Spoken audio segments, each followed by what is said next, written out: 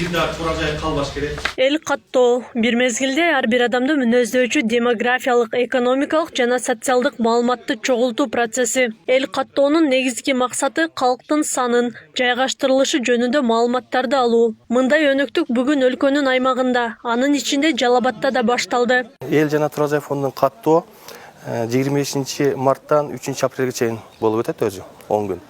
Жалал Абад шаарында азыр бул саясий иш-чарага 400 ашык переписный персоналдар окутулуп, үйрөтүп, бүт бардыгы симкалар менен камсыз болушту. Бул ирет эл каттоонун өзгөчөлүгү маалыматты электрондук ыкмаларды колдонуу менен чогултуу. Тагыраагы каттоочулар жеке телефонуна орнотулган тиркеме аркылуу жүргүзүшөт. Каттоочу кызматкерлерге атайын күбөлүк жана QR код берилет. Чыныгы каттоочуларды ошол документтери аркылуу текшерсе болот. Азыр каттоо иштерин баштаганга даярданып турабыз, Кудай кааласа. Уже ар бирибиздин телефонубузга ошол өзүм берген тизмелер толугу менен келди. Мисалы мен өзүмдө 118 адам тактайм, Кудай кааласа. 6 адам.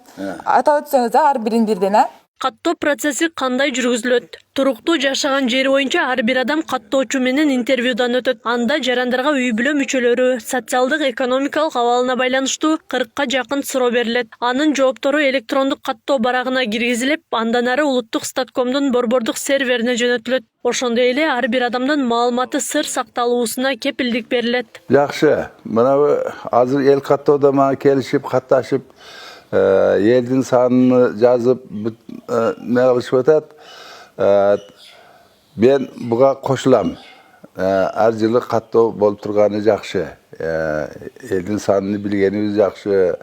Каттоого ар бир жаран, анын ичинде 1 жылга чейинки мөөнөткө чет өлкөгө кеткен кыргызстандыктар алынат. Ошондой эле 1 жылдан бери Кыргызстанда жүргөн чет өлкөлүктөр да каттоодон өтүшөт. Элдин каттоого алынышы өлкөнүн экономикалык, социалдык жана демографиялык абалын билип, экономикалык кырдаалды жөнгө салууга өбүлгө болот. Биздин статистика үчүн ар кандай эсептөөлөрдүн негизи болот. Себеби мына быйылкы жылы чыккан калктын санына карап, кийинки 10 жылда биз төрөлгөндөрдүн санын кошуп, өлгөндөрдүн санын алып, сыртка чыгып кеткендерди чыгарып, киргенди кошуп, калктын санын эсептеп бара беребиз. Ошону менен биздин 10 жылдагы калкыбыз 6,5 миллион болду.